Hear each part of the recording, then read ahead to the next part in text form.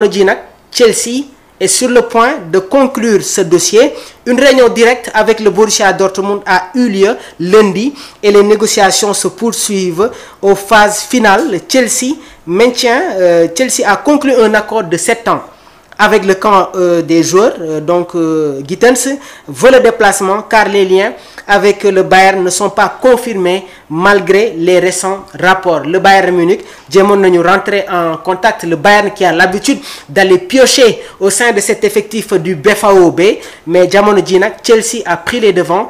L'accord va être accord bi quasiment conclu na, donc il reste que des formalités pour l'annonce imminente du joueur chez les Blues. Une information donnée par Fabrizio Romano. L'autre information day concerner Victor Gyökeres, nekk la attaquant ci équipe bi di Sporting. Jot na informé le président du Sporting. Donc le joueur a lui-même informé le président du Sporting de sa décision de partir. Plus aucune intention de jouer pour le club. Donc Gyökeres veut un nouveau chapitre. Il a le cœur brisé après le pacte de sortie car il ne devrait pas non plus retourner à l'entraînement. Jamono ji nag y a un club qui s'affiche muy Arsenal. L'autre transfert tamit confirmé muy Ronny Bardi. C'est parti à Barcelone, tout est fait. L'accord est maintenant confirmé car l'accord verbal est conclu et sera scellé à partir de la semaine prochaine. Le Barça dinañu fay lu toll ci 2 millions d'euros de frais fixes plus les extensions et la clause de vente pour le FC Copenhague. Un accord à long terme scellé avec l'ailier talentueux suédois. Here we go. Une information donnée toujours par Fabrizio Romano. L'autre information day concerner Pape Demba Diop bi nga xamantene jot na signé avec le Strasbourg. Maa ngi leen ko doon wax Strasbourg qui est à la recherche de milieu de terrain parce que André Santos delluwaat na Chelsea. Habib Diarra qui est déjà sur le départ. Donc Strasbourg jot nañu recruter Pape Demba Diop, nekk milieu de terrain sénégalais âgé de 21 ans et sur le point de il a déjà rejoint le Strasbourg gannaaw ba mu amalee sa visite médicale avec succès. Donc il s'est engagé avec le joueur. Concernant son parcours et profil, ñi ngi ko formé ci académie Jambar au Sénégal.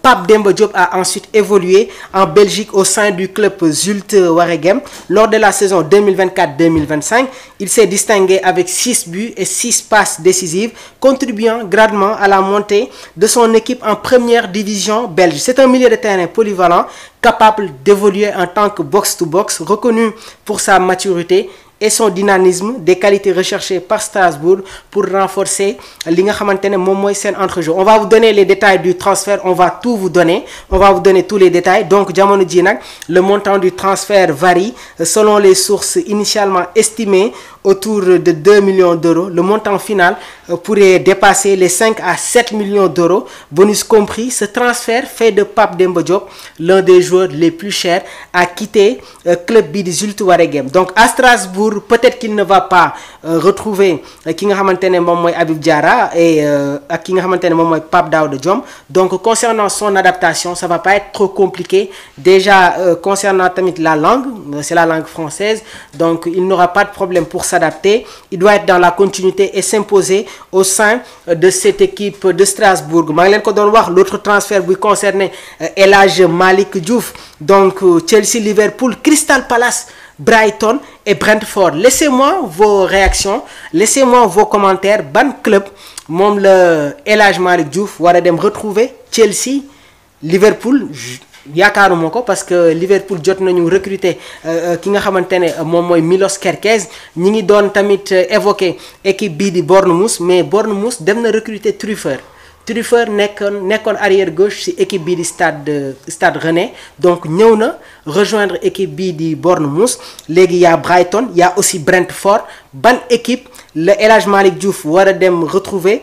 Déjà y a des am na club yi nga xamantene pare nañu pour teg ci kaw table bi lu toll ci 24 millions d'euros pour le recruter, ce qui ferait de lui la vente la plus chère de l'histoire du football tchèque. Le Slavia Prague, sous contrat avec Diouf jusqu'en 2028, réclame au minimum 15 millions d'euros pour le laisser partir. Un montant bi nga xamantene club bi yokk nañ ko.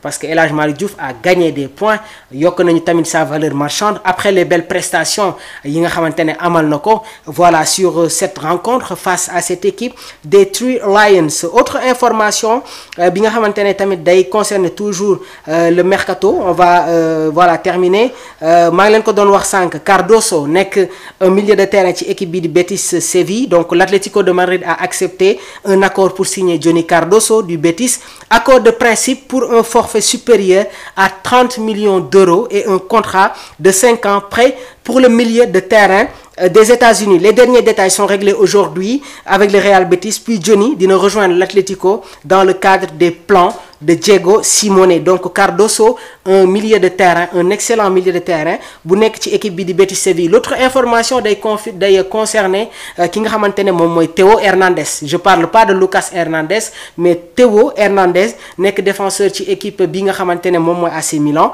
Donc le directeur de l'AC Milan confirme que Théo Hernandez veut un nouveau chapitre alors que l'arrière gauche est prêt à rejoindre Al Hilal qui fait partie des clubs inscrits dans cette Coupe du Monde des clubs. Ils vont jouer les huitièmes de finale. Il va y avoir une concurrence entre Renan Lodi, passé par la Juventus de Turin, et l'Atlético de Madrid. Donc nag jamono ji lu ma leen mën a wax, avec le départ de Théo Hernandez, il y aura de la concurrence entre le défenseur gauche des tricolores ak tamit Renan Lodi. L'autre information day concerner tamit Jadon Sancho qui a remporté na Conference League bi avec Chelsea. Chelsea n'a pas levé l'option d'achat. Jadon Sancho retourne à Manchester United, mais jamono ji la Juventus de Turin, la vieille dame, ak Napoli ñi ngi renseigné wu sur le joueur. Il ne va pas rester au sein de cet effectif des Reds Devils. Dafay dem rejoindre tamit équipe bi nga xamante ne voilà il est déjà à Manchester United. Il y a les négociations, il y a les am na ay yeneen club yi nga xamante ne ñi ngi rentrer en contact pour attirer l'ancien joueur du Borussia Dortmund, un excellent joueur, Jadon Sancho. Man tamit je comprends pas, comprendre ma lan moo tax Chelsea bàyyiwaat Jadon Sancho mu delluwaat Manchester United.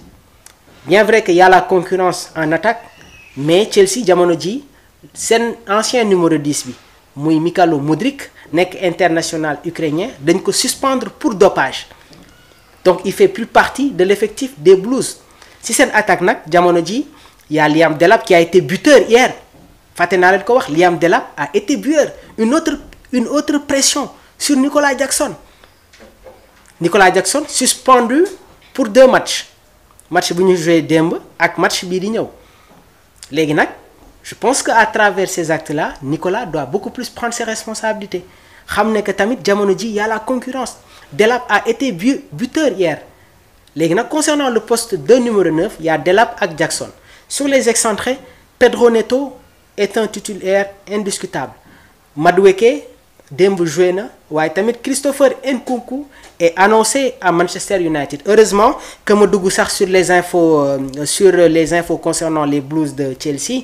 Malgré sa titularisation hier, Manchester United ñi ngi jéem a recruter ki nga xamante ne moom mooy Christopher Nkunku, et Manchester United doit se renforcer surtout ci seen attaque, parce que à part Amad Diallo, Matheus Cunha qui intègre cet effectif des Reds Devils est beaucoup plus un avant-centre type. Il y a Højlund, mais sur les côtés am na benn départ boo xamante ne tamit mun na am ñu bàyyi ko xel, muy Alejandro Garnacho qui fait pas partie des plans de Ruben Amorim. Garnacho annoncé du côté du Napoli. Dinañu ñëw sur tamit l'effectif napolitain pour la saison 2025-2026 et les nouvelles arrivées. Donc jamono ji nag Garnacho ne fait pas partie des plans de Ruben Amorim. Bien vrai qu'il y a Mason Mount, Amad Diallo, Bruno Fernandes par moment qui se retrouve comme second attaquant, mais Manchester doit aussi se renforcer.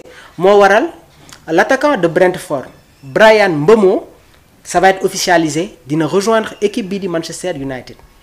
Mais Chelsea waru woon bàyyi Jadon Sancho muy delluwaat, parce que déjà l'année prochaine ils vont jouer la Ligue des Champions. Il y a le championnat, waaye tamit am na yeneen compétition yi nga xamante ne day ñëw delleeku si, sans pour autant oublier le calendrier serré. Il y a un calendrier excessivement serré. Moo tax toutes les équipes dañuy jéem a am ñaari effectif regardez Manchester City Pep Guardiola déjà mi ngi commencé di tester benn affaire mais lii nii yëpp l'heure la maa ngi ko doon wax Omar la compo officielle de Pep Guardiola bien vrai que c'est quelqu'un qui aime faire les changements mais il y a un schéma qui se dessine Ederson dans les buts ki nga xamante ne mooy Akanji qui s'impose John Stones qui n'est pas régulier Ruben Diaz wala par moment mun nañu am benn charnière centrale composée de Ruben Diaz ak Vardiol arrière gauche Ait Nouri à droite par moment mun nañu am Rico Lewis Matheus Nunes bu nekkoon ci équipe bi nga xamante ne moom mooy Wolverhampton c'est pas un arrière droit milieu de terrain la milieu offensif la mais Guardiola moo koy footballoo arrière droit ba ñu bëri yaakaar ne que arrière droit la du arrière droit milieu de terrain la y a un autre jeune bi nga xamante ne aussi ñi ngi koy gis muy football comme arrière gauche moom itamit c'est un jeune milieu offensif Onelli milieu offensif la mais Guardiola c'est quelqu'un qui aime créer mais li wóor ba wóor si seen milieu de terrain dinañu am Rodri ak Tijani Reinders et sur leur trio d'attaque Bernardo Silva va se retrouver comme numéro 10 Omar Marmoush Erling Haaland léegi il y aura la concurrence entre Savinho Doku ak Phil Foden mais schéma boobu noonu moom lay essayer sans pour autant oublier aussi l'arrivée de Ryan Cherki qui plaît énormément à Pep Guardiola